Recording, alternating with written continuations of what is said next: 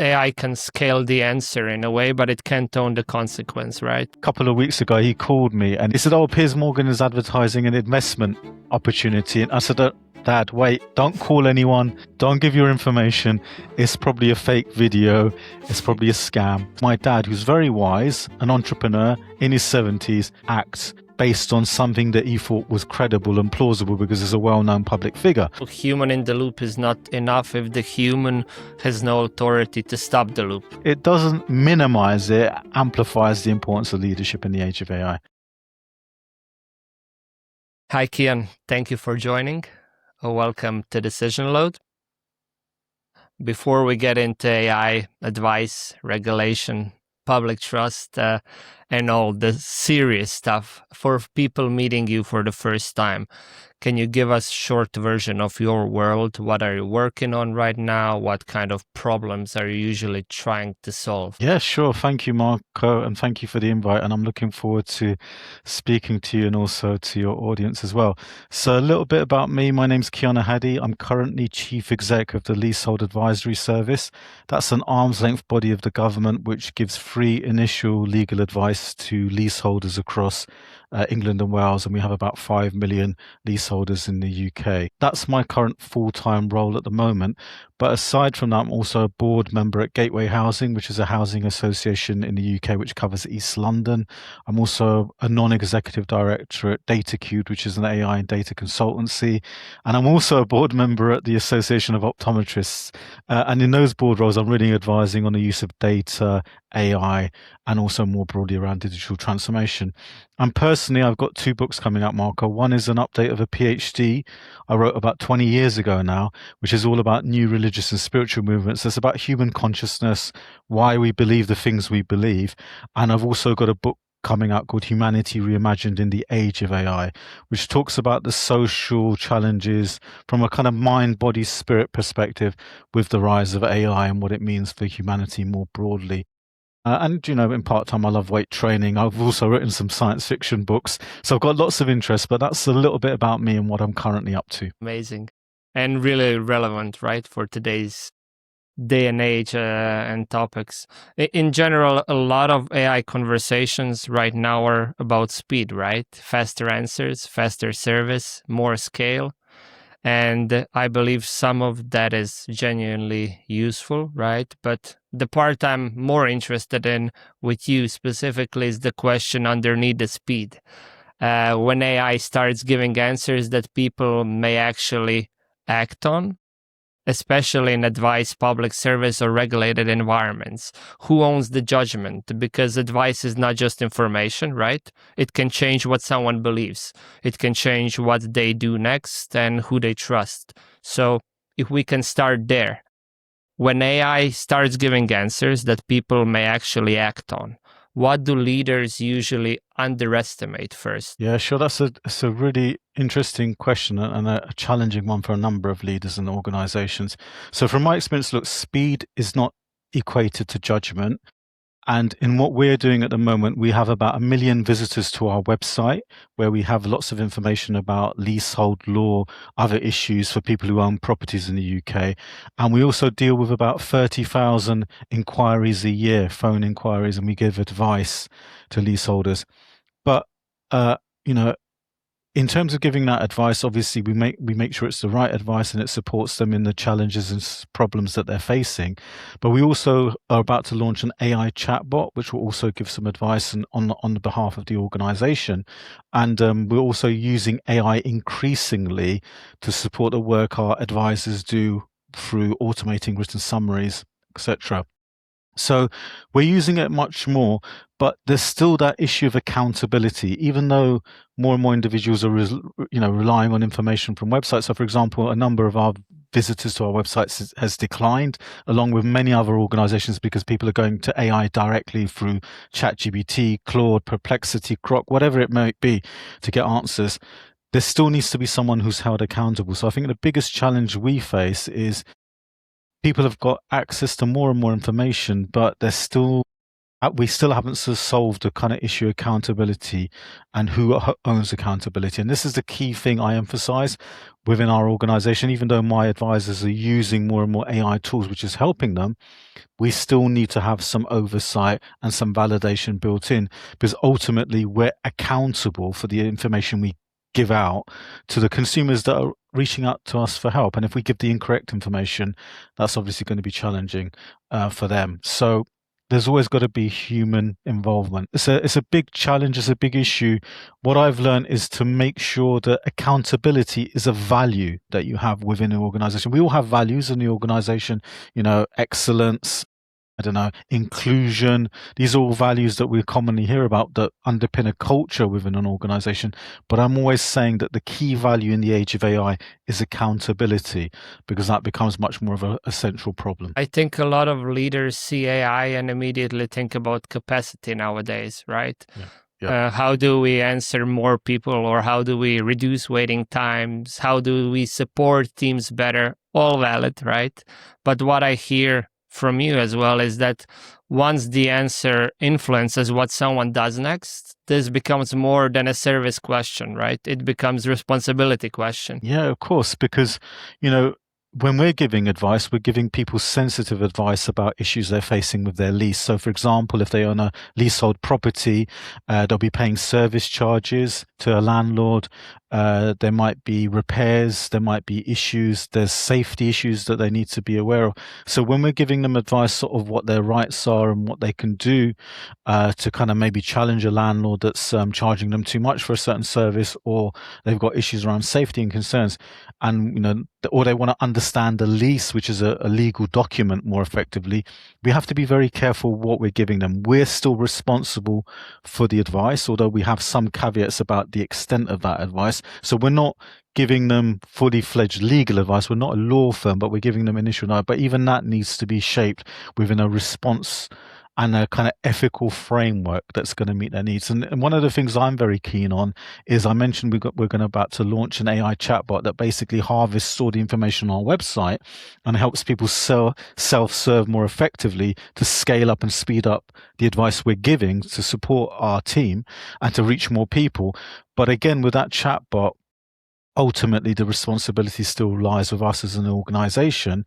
And I've made sure before we launch it, we bring the hallucination rate down to under 0.1%. And we have trained it on data where it's going to be minimal damage that could potentially arise from the advice it gives. So it's all validated information source material. So, to the viewers that are watching and the leaders that are listening to this, you need to be very careful if you're using AI, what the source material is that you're drawing on to give the advice or whatever you might be doing or scaling from it. The data quality that you're feeding in still is hugely important. Some leaders forget this, that the data doesn't need to be good. We jump to this bandwagon of AI and let's bring it in and roll it out and it's going to solve all our problems, but it still relies on the data that you have within the organization and the foundations that data is based on.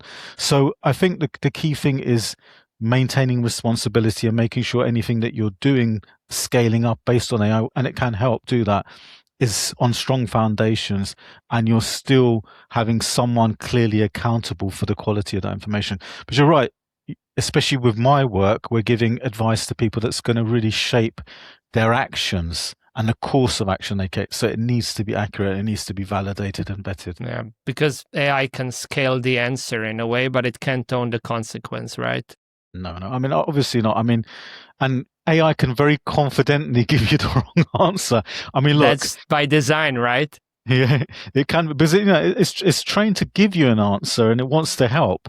It's not deliberately doing that, but let's think about AI in a different way. So we've got two paradigms of thought in AI.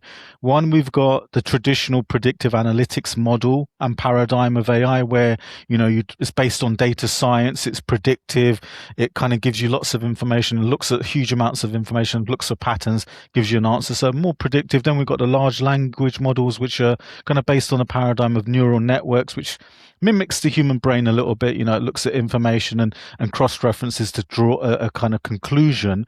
But one of the things that I kind of uncovered when I did my research on human consciousness is I looked at the evolution of religious and spiritual thought. And obviously, as human beings, we're confronted with a greater reality than what we can potentially comprehend. So we, using our brains and got a neural network, we kind of make plausible sounding assumptions to tell ourselves stories about why we're here, the purpose of our existence, which over time may not be supported by the evidence as our knowledge increases. You could call that a type of hallucination. And large language models, because they're mimicking that in a sense, are prone to those hallucinations. So something can sound plausible to you if you haven't got the context and the experience, but it may be incorrect. And there's a classic example of this, Marco, in the legal profession. A lot of lawyers and solicitors obviously do huge amounts of research, due diligence on cases, but very early on, a number of them were using things like ChatGPT and other kind of AI large language models to support them in the research. And there's been some well-documented cases of individuals and organizations going to courts and then realizing, oh, actually, the cases that they were relying on didn't exist. They were hallucinations, but they sounded plausible because the AI was trying to give them the answer. So we have to remember that it's trying to give you an answer, but you have to prompt and test to make sure the answer is actually validated or the right answer. So absolutely, it's a challenge, ongoing challenge. And when people hear advice services, they may think that sounds specific to public service or regulated environments. But I wonder if every company is, in a way, becoming some kind of advice system now. Customer support gives advice, HR gives advice, managers give advice, AI co-pilots give advice. So when an organization starts scaling advice through technology, what has to be true for the advice to remain trustworthy in a way? Yeah, sure. So look, my background is in research. I started my career. I've got a degree, master's, PhD. And the reason I was interested in research and why I did a PhD is because I'm interested in understanding reality. Reality is a complex thing. Kind of our five senses give us data, and we use that data to understand and navigate a complex reality and to make sense of it and to categorize it and to be able to navigate it more effectively, to make better decisions. Now, all organizations collect data, about their customers, about their consumers, about their partners or stakeholders. So the central strategic asset is the same for all organizations, the quality of their data.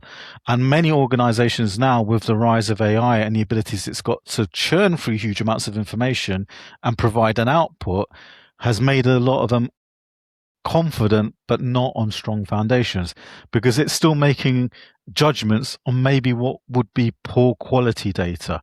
So to answer your question, advice is a form of giving information and supporting someone making better decisions based on the data you have access to, whatever that data might be.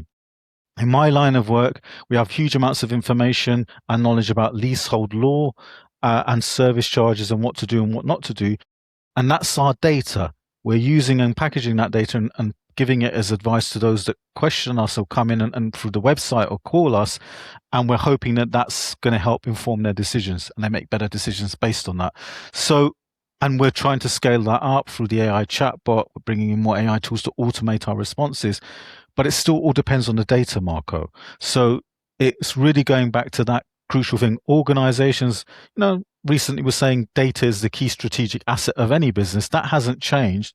With AI, you can exploit that much more quickly and look at it in different ways, but it still needs to be based on good quality to be able to be confidently able to scale it up. So again, going back to what we talked about, responsibility and accountability become even more important, because potentially the damage you can do is amplified if that data isn't accurate or correct. So I guess to me, it's still that central data question that's really important to all of this. Yeah, and this is relevant so much more beyond public service, right? Yeah, Because absolutely. most leaders probably don't think of their company as an advice system, right? But if customer, employees, or teams are acting on what your systems tell them, then advice is already happening internally. So the question is, in a way, whether the organization has designed that for that responsibility, or whether it just happened in a way quietly, right? When you scale advice, you also scale accountability, right? So where does trust start to break if the answer is useful but ownership is not clear? Trust is crucial when you're giving advice, because if you give good advice that helps people, they're going to come back for more advice.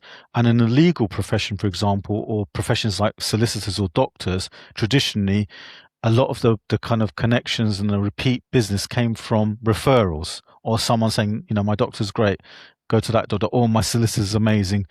That was a trust-based kind of environment because it was dependent on expertise and knowledge. Now, the challenge we've got now is with AI, everyone can feel like they're an expert because they can interrogate information and suddenly they think, oh, I'm an expert in the subject now.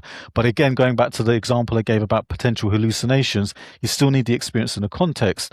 So when you're scaling this, accountability is still with the individual, I believe. So, for example, in my organization, accountability is one of our values, alongside a number of other values, integrity, etc., and other values we have. Accountability I've made central because even if we scale advice and we're suddenly giving the same advice to 20,000 people, for example, someone should still be accountable, and that should still be able to be traced back to a responsible individual who took a decision that that advice could be scaled. So I think when you scale advice, it's still ultimately got to be tied back to an individual for the accountability, because the model and the AI itself can't be held accountable, because how do you hold that accountable? It's a big question, in self-driving cars, for example, or insurance, and these are big debates that are going on across different industries of how do you hold accountability around AI, especially there was talk before of a global regulator for AI. Or, in the UK, we have a more laissez-faire approach to regulating AI, but in Europe, you have the EU AI Act, which puts some parameters around. So, yes, you can scale advice with AI, but I still believe that advice is scaled from an individual point or person who's validated that advice, and that responsibility and accountability lies with them ultimately. And obviously, that's been vetted so the advice can scale. We're all in the business of giving advice. We're all seeking advice when we're interacting as human beings, be it health advice, I don't know, be it advice around a business or from a product that we're looking to buy. We're giving advice about what car's better, what car isn't. So we all need to kind of be mindful of that. And someone needs to ultimately be responsible for the advice that they've been given, because we can't rely on the AI to do that for us. So it makes it even more important for us as human beings to make sure that the right advice we're giving is scaled responsibly and ethically. Yeah, because I really feel that nowadays the question isn't only was the answer accurate, it's also what did this answer cause someone believe or do. That's more serious leadership question, I feel, because it is so confident, right? And advice in a way is not just information, as you said, it changes what people do next, right? Yeah, absolutely. So look, my dad's hugely experienced. He's in his 70s. He's an entrepreneur. He's hugely knowledgeable. But I mean, a couple of weeks ago, he called me and he said, oh, Piers Morgan has just been... Piers Morgan is a famous political character in the UK. Some of your audience may know who he is. I know. But he said, oh, Piers Morgan is advertising an investment opportunity. And I said, Dad, wait, don't call anyone. Don't give your information. It's probably a fake video. It's probably a scam. Stop there. But what I'm trying to say there is that it was going to make my dad, who's very wise, an entrepreneur in his 70s, act based on something that he thought was credible and plausible because he's a well-known public figure. And he could have probably given his information in, or got involved in an opportunity that turned out to losing money. So it's very easy to mislead people in the age of AI by using these types of methods. So and no one's safe from that, Marko. So one of the critical skills we need to develop as those getting advice is some critical thinking.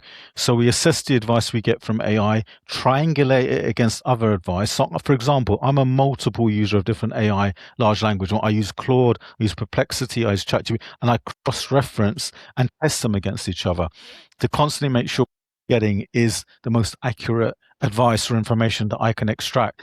So I think there's an individual responsibility for those getting the advice to be critical and test what they're being told rather than just accepting it as at face value because it could be wrong.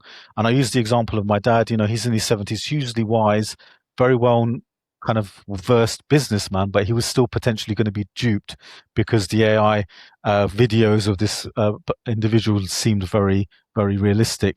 But for example, my daughter, who's 11, would have said straight away, "Oh, Daddy, this looks fake. It's not real," because she's grown up with this technology. So I think, Marco, there's a generational issue, there's a personal responsibility issue, as well as a leadership issue to make sure that we're giving out the right information and advice as leaders running businesses like I do.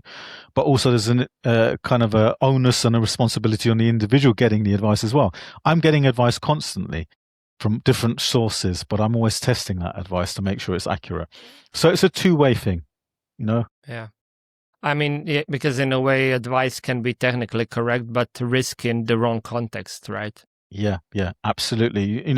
You could get the right information, but so for example, with the kind of the video information, you can present a video of a credible figure, but the information might be completely wrong, or you could have very correct information by an individual or company that maybe hasn't got that equivalent reputation, but it's not taken seriously. So, for example, you could have someone who's not very well known giving very accurate advice, but then someone using AI generated video of someone who's more credible and more of a public figure that's giving incorrect advice.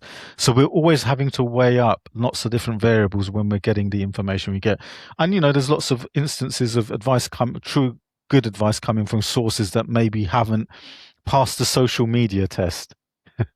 Yeah. Exactly. I mean, everyone says human in the loop now, which sounds reassuring. But what do you think leaders often fail to define when they talk about human oversight in AI? I think a lot of leaders don't have the issue we talked about accountability being very clear. Who is accountable? Who owns this? Who's responsible for this? So in my organization, I joined in February of this year. I've just set a 3-year strategy. And, one of our key values is accountability. And I've kind of made it clear that I hold myself accountable as a leader for the decisions I make based on the information I have open or available to me. But I also make sure that all of my team take accountability for the information that they're acting on and making decisions on, and especially to our advisors who are giving information to others who might be changing their behavior based on it. So I think, we've all got to kind of be very clear that accountability, where it lies and what the boundaries of it are, and to take ownership of that. Words like human in the loop or validation, these are all meaningless unless there's real processes and real accountability behind that, and there's real checks and balances in place. And look, a lot of leaders and organizations, I've got to be honest, I give a lot of advice to lots of leaders. A lot of the senior C-suite have probably progressed to that level because of experience and years in the role, and maybe grown up in environments where there wasn't so much AI, and they may not know much about AI, and they might be prone to falling foul of some of the answers it's giving them. But then you've got a younger generation who've grown up with AI, who know a lot more about it and probably more savvy in some way. So there's a digital divide at the moment between the senior leaders sometimes and those more junior, which needs to be closed. And within that gap is where problems can emerge. Ambiguity. So I've spoken to leaders who I've spoken to, and they say, "Oh, we don't use AI.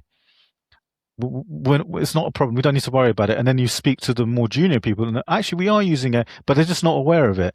It's a bit like shadow IT in the past, where there'd be lots of things going on and the IT department wouldn't be aware of it.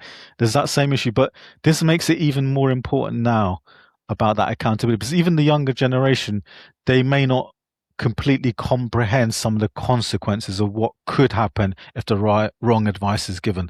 The more senior leaders will know about this. So you have to bring those two generations together to close that divide, that digital divide, to really make sure that, we're doing things that are meaningful and not having buzzwords like human in the loop or validation layer, which doesn't really mean anything unless the organization culturally is holding itself accountable across a number of different environments and layers. Human in the loop can sound like the risk has been handled, right? Yeah, But if absolutely. the human doesn't have the time, context, authority, or confidence to challenge the system, then I'm not sure that that's real oversight. It may just be a person standing near the process, right? Yeah, yeah, and one of the things that we've got to be very careful of, and there's some studies that have said this, and actually some studies now that are coming out which are contradicting some of the initial findings. So there were some studies that were publicized that were saying that, your ability to think can diminish if you rely too much on AI because you're placing your trust and you're using your judgment less. Now they're actually saying, well, the more you use it and more you interact with it, actually, it could improve your understanding and also you're learning more. I'm of the latter category, I think, because, from a personal point of view, I wrote a PhD 20 years ago. It took me 3 years to write. I wrote 100,000 words.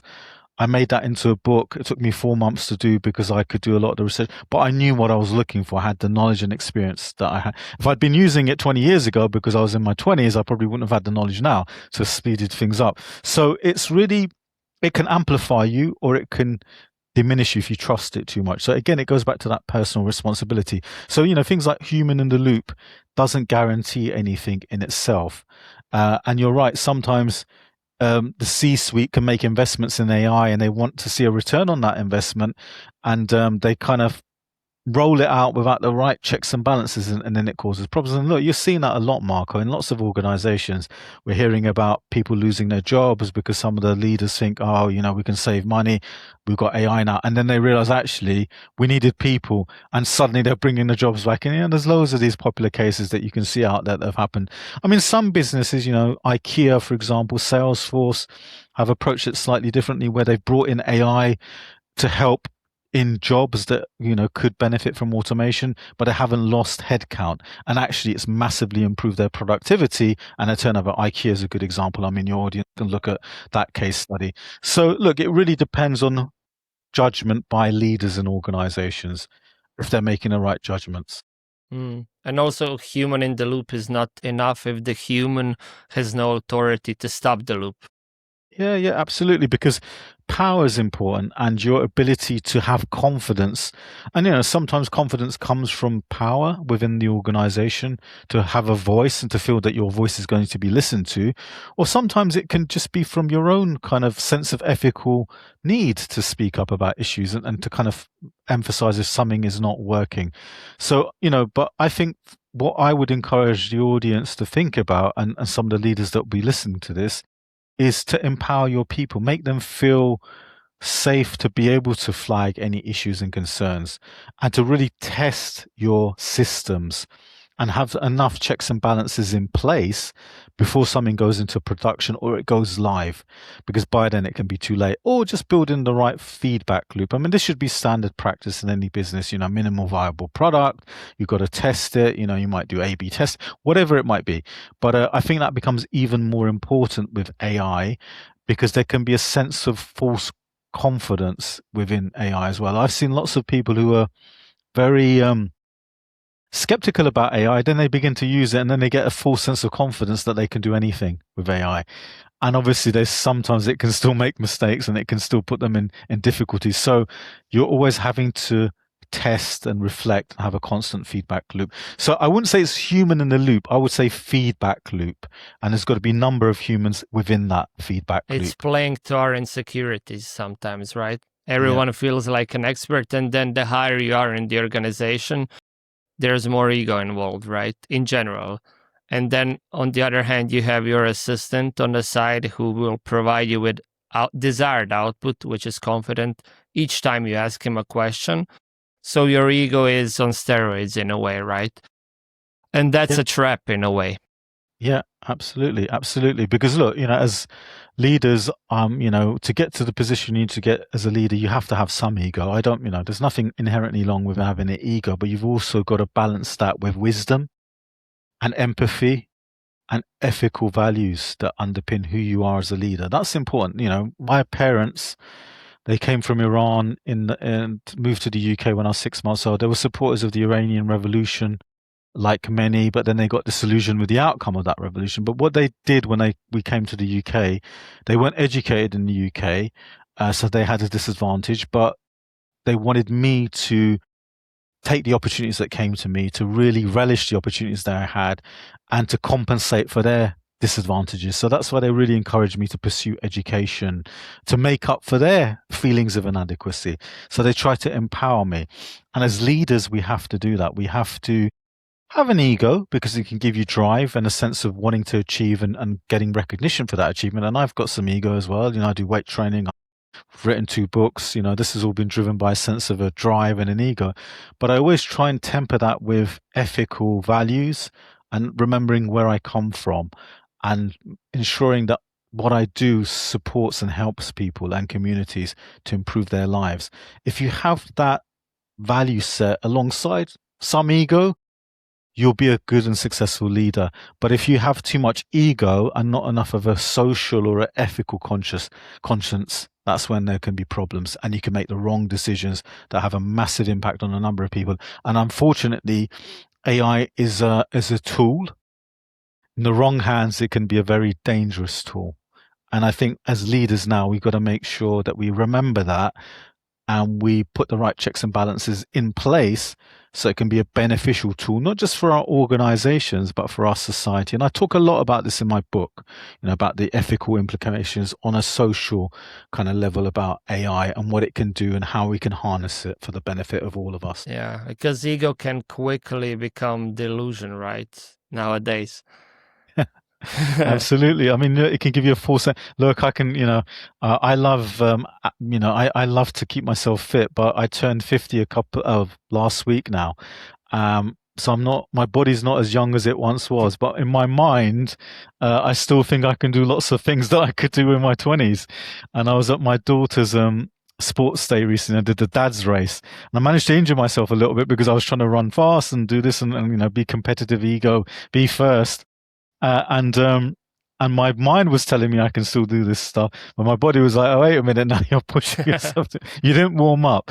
So our egos always need to be kept in check, because sometimes our mind and our ego can delude us and give us false assumptions and beliefs that will cause us problems and challenges. And if we're not always checking that within ourselves, we can take those challenges into wider environments.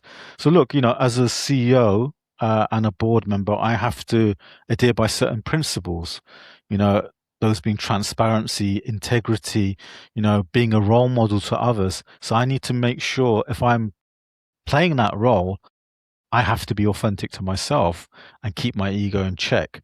Because if I don't, then that can be a challenge for the organizations I'm trying to serve.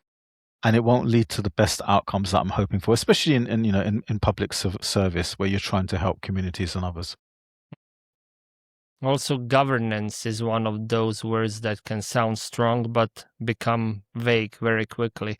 Where does AI governance becomes real and where does it become paperwork that makes people feel safer they actually are?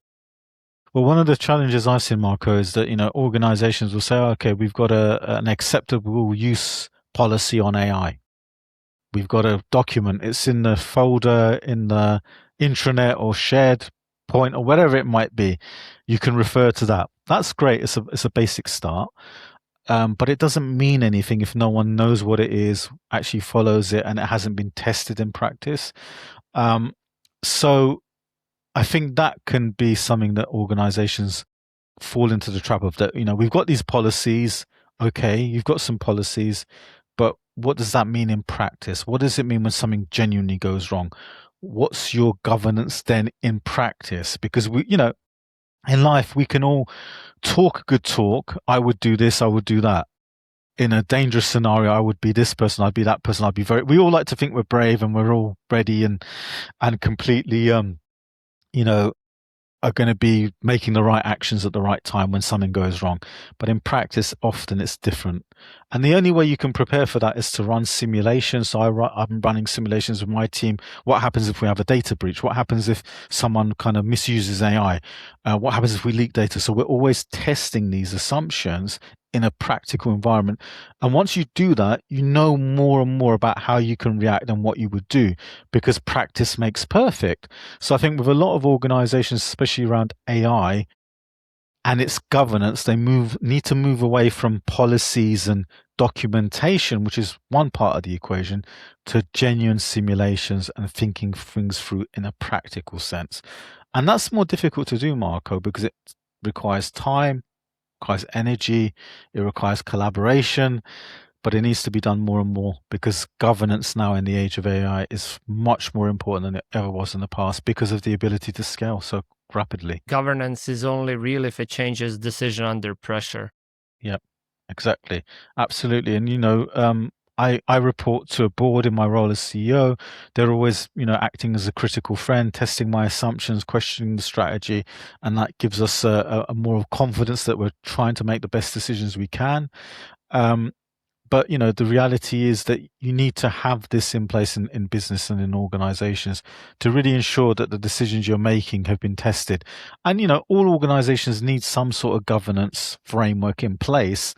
But again, that only really becomes meaningful if that governance is testing your decisions and testing your data and making sure that you're using the data effectively and making decisions and kind of taking the right decisions on the basis of the best information you can. So governance, again, like most things, isn't a tick box executes kind of exercise. So as my position as board member in a number of different organizations, I get papers, I read those, I comment, but that's only one part of the governance. I also try and be an ambassador. I try and go and visit staff during events. I learn more about the business. I speak to my fellow board members to learn more about their perspectives. I speak more closely to the executive team, other staff members, because that should be how governance supports conversation, testing, feedback loops. It's not just, going to a meeting once a quarter and making 2 or 3 comments on a paper and that's it. You forget it till the next meeting. That's not governance. In a way, what decisions should governance make easier for leaders or for yourself, for your specific case? It should be acting as a critical friend. That's how I see my board, as a critical friend. They're friends. They're people who want the best for me and the company. But they would need to be critical and constructive at points and be, okay, have you thought about this? Have you thought about that? Are you sure this is the right form of action? So that's how it should be in practice. And as a board member, where I'm advising organizations, I see myself in that role as well, just a supportive friend, but also challenging assumptions, making sure that the business is making the right decisions and is thinking things through carefully. And I think, to be honest, nothing's really changed in that sense, Marco, but it becomes even more important now with AI because we're all jumping on the bandwagon. We're all thinking it's going to solve all of our problems. We're all thinking it can do everything. It can't do everything. It can do a lot of things, but we need to know what the limits are. And we also need to know what it can do more effectively and the limits within that as well. And we need to make sure that's thought through and carefully understood. So governance to me is really about having critical friends and having a mirror that you can look at and kind of shape your ideas through. Yeah, your world has a trust standard that many private companies don't fully feel until something goes wrong, I feel. Yeah, absolutely. I mean, look, I'm an accounting officer, so my organization, I have a budget that's given to us by the government. So I'm accountable to the UK Parliament for how we spend that money wisely. So it's important for me because it's taxpayers' money at the end of the day, and it's there to be given back as a service. So I have to make sure that we make the right decisions. We get the right systems in place and we're spending that money wisely, and the board supports me in that, and we challenge each other and make sure that we come to the best conclusion. And that's even more important in a role like mine. I come from, my last organization was a legal tech startup. It was very successful. We scaled it and kind of sold it on. And I had some investors there that were kind of looking to make some money and wanted to kind of get a good return on their investment, which was, absolutely fine. But I took on this role I'm in currently now as an accounting officer. And, completely honest, I could have earned lots more money doing a more private sector type role. But the reason I took on this role is about 10 or 12 years ago, I had a property. I was a leaseholder of a property and my lease had 82 years left on it in terms of the term of the lease. And I was kind of vaguely aware that I needed to be mindful about this. And I went online and I found the website of the company I'm CEO of now, and I had a look at their calculator, and it told me that if I let the lease drop under 80 years, it would cost me £35,000 to extend the lease, because there's something called marriage value gets taken into account in the lease. Whereas if I renewed it before it dropped under 80 years, it would cost me £7,000. Obviously, I renewed it quickly and I saved £28,000. So that always stayed in my mind. I thought, oh, this was good advice. It saved me a lot of money.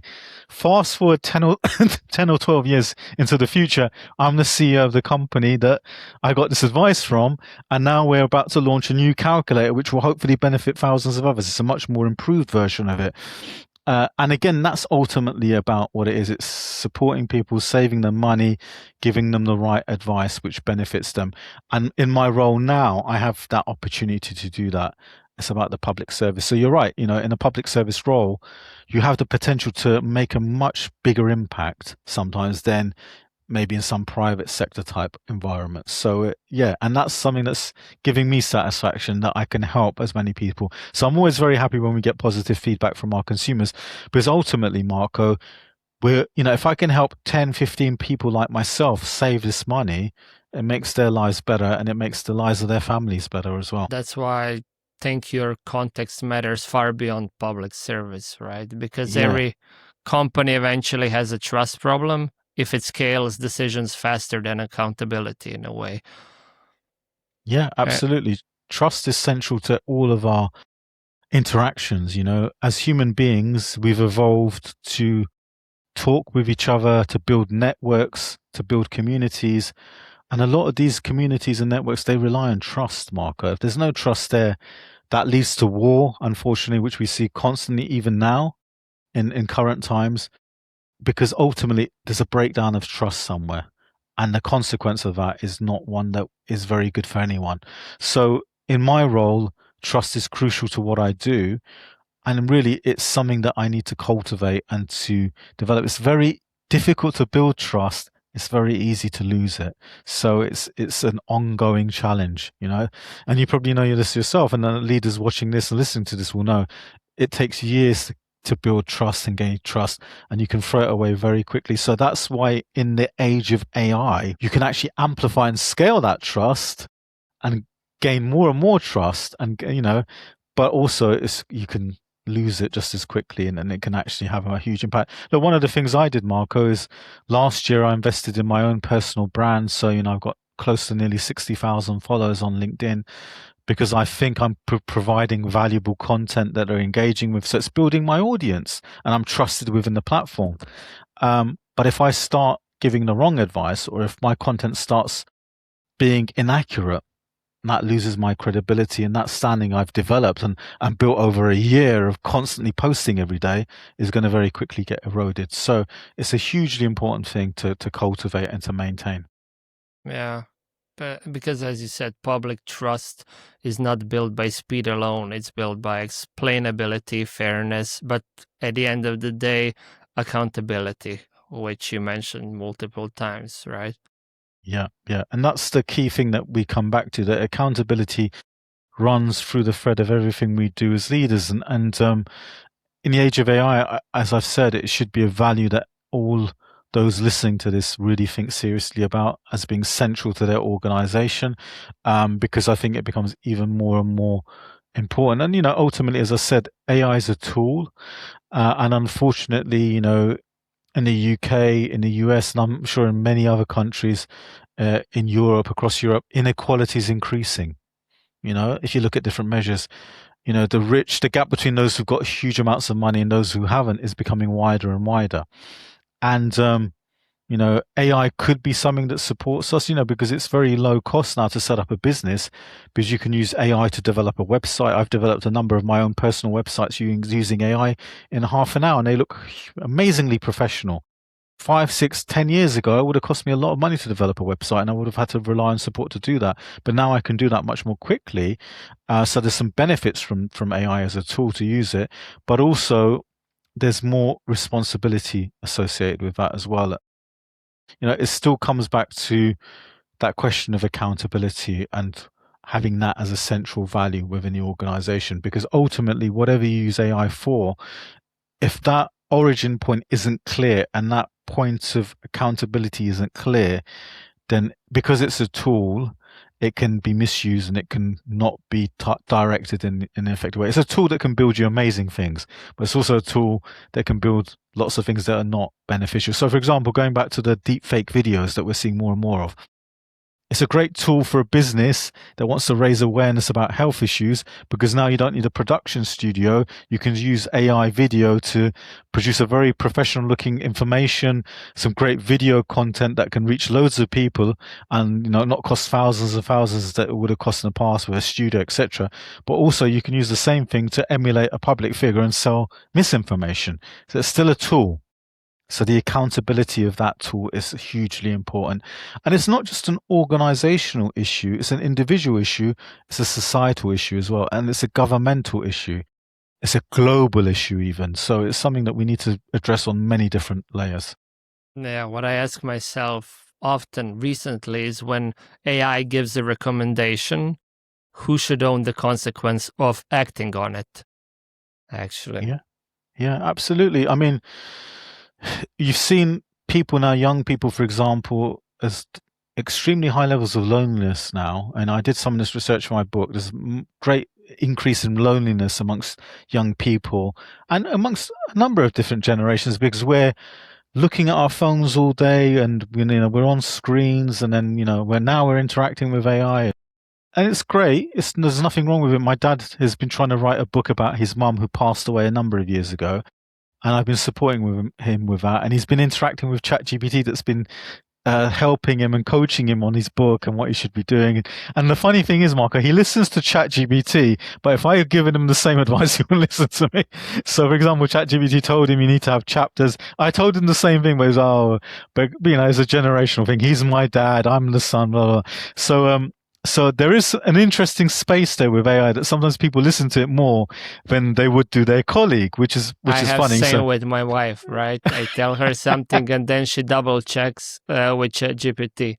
I'm okay, like, I literally told you that, right? But it's a fact only when ChatGPT confirms it, right? Exactly. So we seem to, because I think we think it's got no agenda, we think it's objective. But alongside that, there's also a little bit of a danger still, because it could give you the wrong information. But I mean, going back to my point about loneliness, there's a lot of young people now that are interacting with ChatGPT, getting advice around mental health, and it has limits. There's been some well-documented cases of people like committing, unfortunately, things like taking their own life because of advice they were given, and kind of going down a path. Because ultimately, we've got to remember, it wants to give you an answer, and it's a mirror, and it's a tool. So if you're approaching it in that way, it can be an amazing tool, or it can be a tool that helps you go down a path of self-destruction. So we need to be careful of that. And you're right, there's a huge consequence to the advice it gives.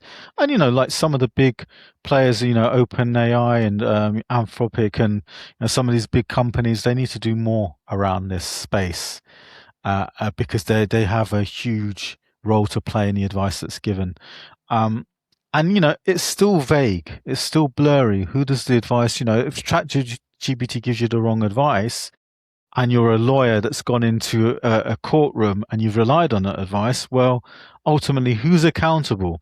But you could argue you're still accountable because it could give you the wrong advice. So it's very complicated. I think there's still lots of questions that we need to answer as a society. Yeah. The tool can be useful without being responsible, which is the case, right?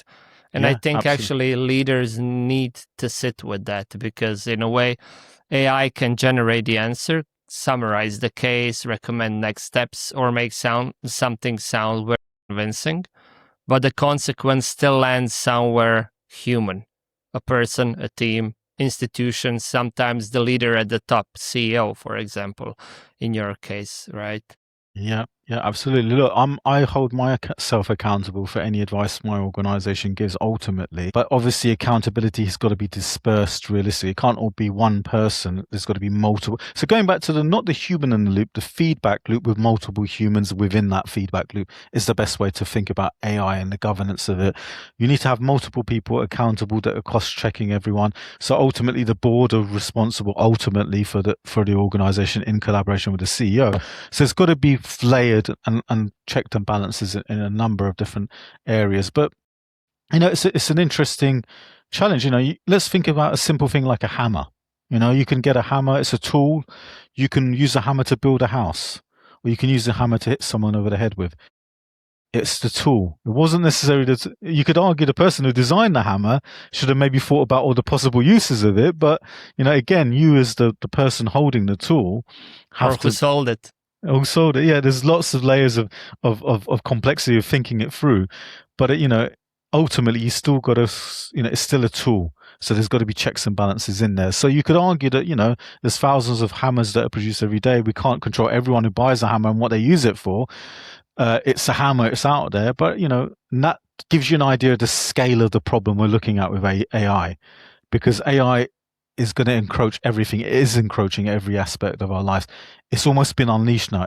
So imagine the hammer amplified 1,000-fold. That's the challenge we have with AI, and potentially the good and the harm it could do. Usefulness is not authority, right? And output is not accountability.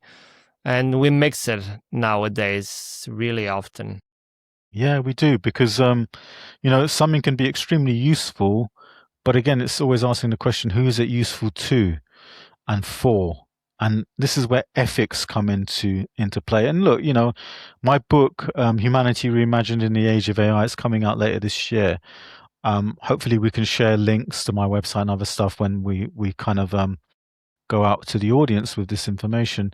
But one of the key questions I talk about in there is the ethics and the ethical framework we need to have in place as individuals, as leaders, and society, and also globally as well, in the governance of AI to make sure that we harness its value as a tool for the usefulness of us as a race, and not as not as a way to cut costs, not as a replacement for humans.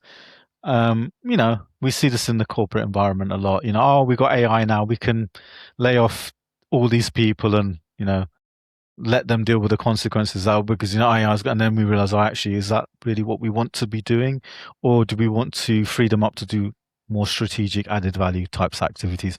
So the questions are endless, but I think the ethics of it. I think the rise of AI is challenging us as human beings, Marco, to think much more about what we do and why we do it. It's a hugely amazing opportunity, and because it's a tool that can almost talk to you on a certain level. For example, going back to the example of my dad interacting with ChatGPT and it telling him about his book and, commenting on what he's written and giving him advice, it can really teach you a lot and make you think more deeply about what you're doing. But again, as I said about the example of mental health and other stuff, it can also be potentially dangerous as well. So in the UK, for example, they're limiting access for young people with social media. That's something that's going to be coming into force shortly. So my daughter, who's 11, was saying to me, "Oh, Daddy, I'm not going to be able to use Snapchat and YouTube and all of this sort of stuff." And I was saying to her, "Well, you can still use it, but it's just about being more responsible and making sure we monitor what you're using it for." So again, it goes back to responsibility, ethics, all of these things that are even more important than ever because of AI. Because speed is so seductive, right? Every leader wants faster services, faster answers, faster analysis, faster execution, and fair enough, right? But if ownership is unclear, speed doesn't remove the problem in a way. It just amplifies it. It just moves it faster in a way. Yeah. I can make you a good analogy with that. I'm very interested in spirituality. I'm interested in meditation. I'm interested in maximizing or optimizing my consciousness so I can do more and more, and I can access levels of reality or understanding that may not always be available in the mundane reality that we all live within. And meditation is a tool to cultivate that. And over time, there's been lots of research to show that it really improves your mindset. And I do martial arts and I weight train, and that helps you with discipline. But these are things that take years to build and to develop. But then, I'm not against any of this, but there might be individuals who kind of, take things like ayahuasca to have a spiritual experience, for example, and to access certain levels of reality that maybe would be cultivated through meditation, but to try and access that more quickly.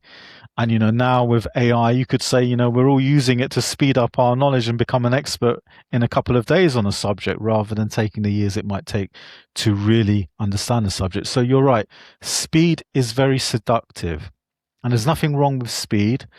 But we need to kind of make sure that it's not just speed, it's efficiency, it's ethics and other things that are helping us get to that destination safely and ethically. So, and that's something I think about a lot myself as a leader, as a father, as a son, as a brother. These are all things that I'm constantly reflecting on. It's not always about getting to the finish line as quickly as possible, unless you're running a race like I was in the sports.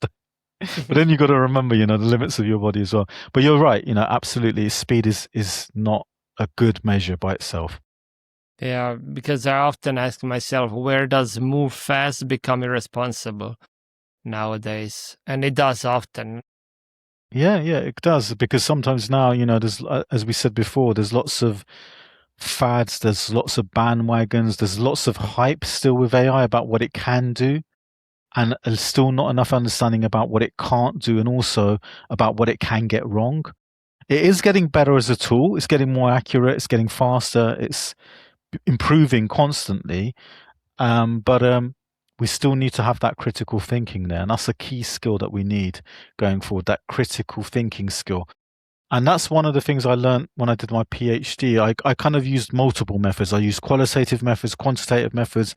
I kind of cross-referenced them to give me a deeper understanding of the subject that I was studying. And that's something that stayed with me as a leader, listening to different people, looking at the problem from different angles. So even in my use of AI, I use Perplexity, I use Claude, I cross-reference it with ChatGPT, and I figured out what's good for which task and what's not as good for other tasks. And I share some of my findings through LinkedIn so others hopefully can benefit from that. But you're right, responsibility is even more and more important now in the age of AI. I want to ask about bias and power, but in a practical way, because a lot of people say AI bias, everyone nods, and then nothing really changed operationally, right? When AI enters advice or public service, where do bias, power, problems become, in a way, where do bias and power become practical problems rather than ethical concerns? Okay, so there's a number of good examples I can give you about this issue, which are very practical. So, I was a former director at the Law Society, which is a professional body for solicitors across England and Wales. And there was talk back then about using AI to support and using algorithms to support decision making in sentencing. So, for example, when you have certain criminal activities that have been undertaken and people go to court, there's sentencing, so you get 5 years, 10 years, or whatever.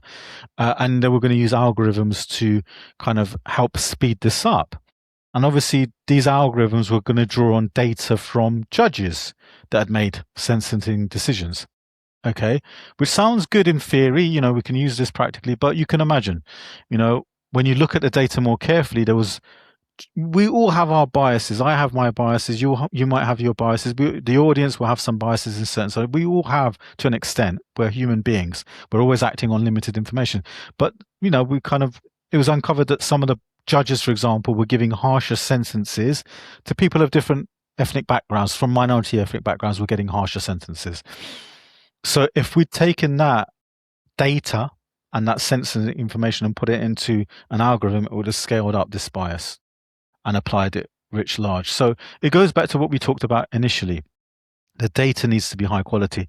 And, for example, I've used AI to do the opposite. So, I've spoken to law firms and, they want to give a more efficient allocation of work from the partners to the associates to improve things like profitability. And, a lot of law firms might give work to those that they, a lot of partners will give work to people they go out to drink with, or people that they recognize in themselves, and they may not be the right people, the best qualified people. So they're using their own biases to allocate work. And, with one law firm, we went in, developed a model, and realized that actually, well, if you allocate work and let the AI look at people's backgrounds, experience, and it started allocating the work in a more objective way, in that case, bypassing the human bias, actually they saw profits increase. So it can work in different ways, Mark. I guess the challenge is the model, how you've tested it, and the data. These are really important issues around the issue of bias, and obviously power as well. Who has got the power to implement this? This is another question as well. And AI can have a lot of power if we let it have the power in decision making.